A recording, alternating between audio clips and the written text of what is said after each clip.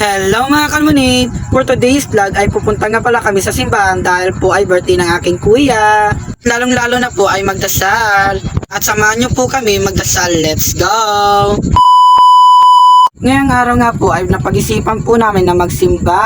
Dahil po ay wala kaming handa at saka po napag-isipan namin magsimba para makapagdasal. Ayun na nga mga kalimunit, nakapagbihis na nga po kaming lahat para makapagalis na agad. At syempre mga kalimunit, ang dala po namin ay ang amin yung ruro. Na mismo po yung ruro namin. Charot lang! Bali pala mga kalimunit, ako na pala nagdala ng tricycle namin, in short, Roro, charot.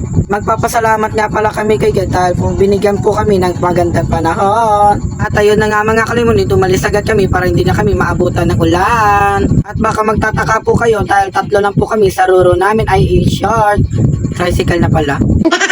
At tatlo lang po kami sa tricycle dahil po ay nasa single yung dalawa. At ayun na nga mga kalimunit, malapit na po kami sa bayan. At nakikita nyo naman siguro mga kalimunit yung panahon ngayon. At nakarating na nga po kami sa bayan. Thank you so much. At gusto ko nga po humingi ng tulong sa inyo mga kalimunit dahil po ay na-restrict yung main account ko.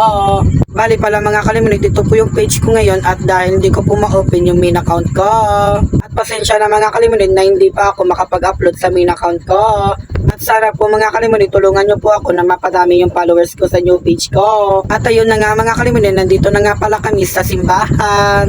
At alam nyo mga kalimunit, malapit lang yung simbahan at saka plaza namin. At agad-agad na po kami pumasok, baka magsisimula ng yung misa.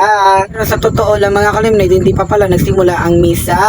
Bali pala mga kalimunit, alas 6. Bali pala mga kalimunit, 6 PM ang magsisimula ang misa. At nakarating kami mga kalimunit is 5 PM pa lang. And of course mga kalimunit, umupo nga po muna kami at magantay na magsisimula ang misa. Dahil malapit na naman. At sa oras nga dyan mga kalimunit, lalabas sana kami kaso hindi na po pwede kami lumabas dahil magsi-start na yung misa. At alam nyo mga kalimunit kung bakit lalabas kami dahil po ay may bibilin pa kami. Baka magabihan kami, diba? Sarado, charot. At ayun na nga mga kalimunit, mag-i-start na po yung misa. Tingnan nyo na lang po.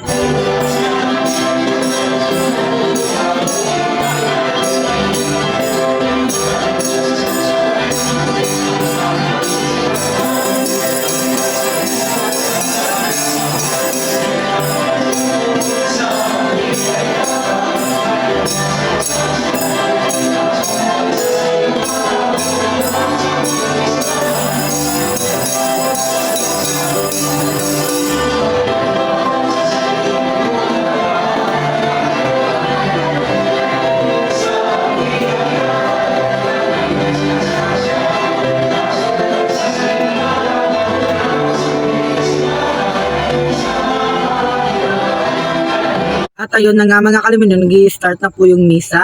At ayun na nga mga kalimunit, ngayon na po ako nakapagsimba. Sorry po. At sa sobrang busy ko po ay hindi po ako makapagsimba ng linggo. At alam nyo po mga kalimunit, kapag simbang gabi lang po ako makapagsimba. Taga December ang atake, charot lang. At buti na lang mga kalimunit, nakapag-birthday pa yung kuya ko at dahil dyan nakapagsimba kami. Kung walang birthday, hindi magsisimba, charot lang. At gusto ko nga po i-shoutout si Father.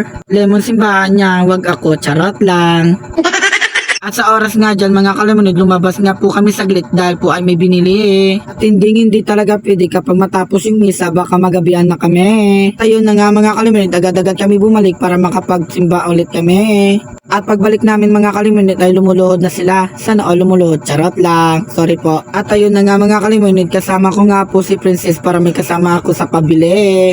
At hindi pa po kami pumasok ng simbahan dahil po ay lumuluhod pa sila. Taman siguro kapag lumuluhod pa sila tapos bibigla kang pumasok, di ba naman? Sa oras nga dyan mga kalimunit, ganyan na po yung ginagawa nila pero di ko po alam kung ano pong tawag dyan. Paki-comment naman po.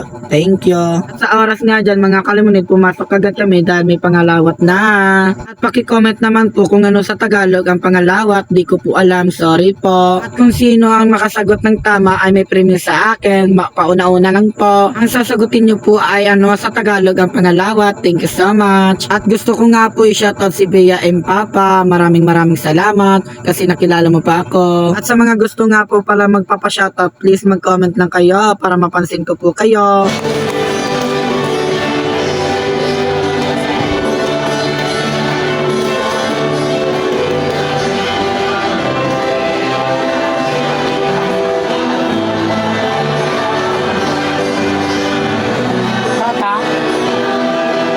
Sa oras nga dyan mga kalimunin, natapos na po yung misa at pumunta agad sila kay Father para magmano. Ayan, kung hindi ko mautusan, hindi kayo magmamano charot lang.